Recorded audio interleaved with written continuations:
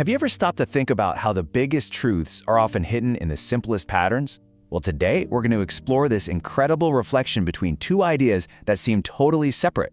It's like a mirror, and what it shows us is a single profound law that governs everything, the world outside of us and the one deep inside of us. So, our journey starts right here, in the book of Genesis. And look, this isn't just a lesson on botany. This is a foundational principle of how creation itself works. A divine command kicks off a process, right? The visible, tangible fruit comes from something tiny and hidden away, the seed. Let's really dig into that idea. So let's focus in on this one symbol, the seed. I mean, it's so much more than just a biological thing. It's a powerful metaphor for unseen potential, isn't it? It's the promise of everything that's still to come, all wrapped up inside something you can't even see. And the very definition of a seed points to something much deeper. It's the origin, the hidden cause of a future reality. The part you don't see, that little germ inside. It holds the entire promise of everything that it will one day become. The plant, the tree, the fruit, the whole shebang. You can almost picture the whole process, right? It all begins with the hidden potential of that seed.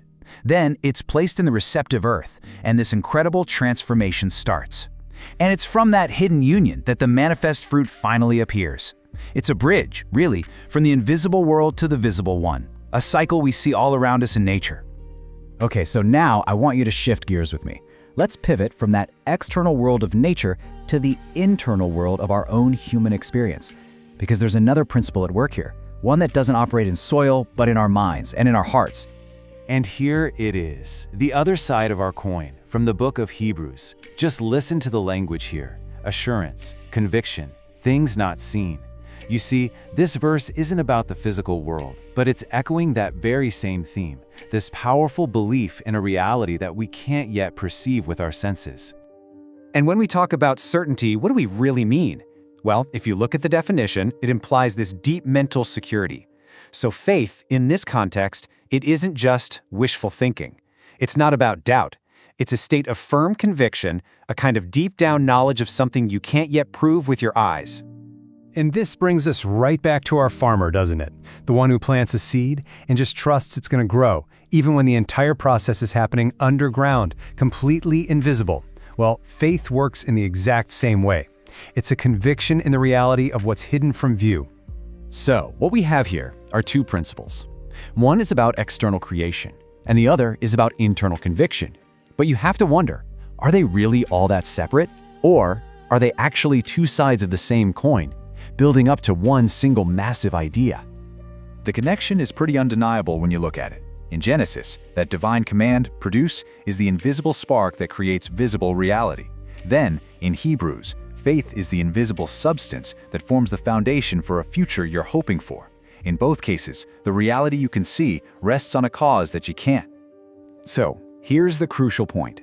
Both the natural world and our own spiritual lives run on this shared mystery.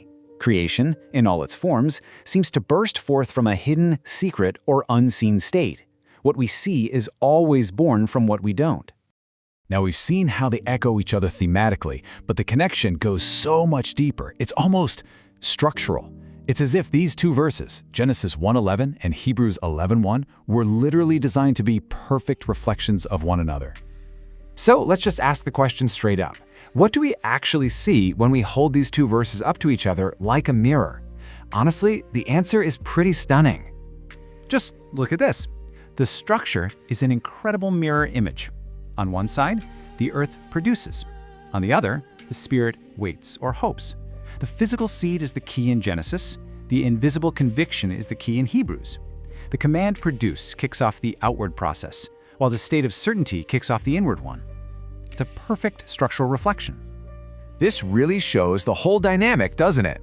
Genesis 1:11 is all about a creative force moving outward, from the unseen seed into the visible world.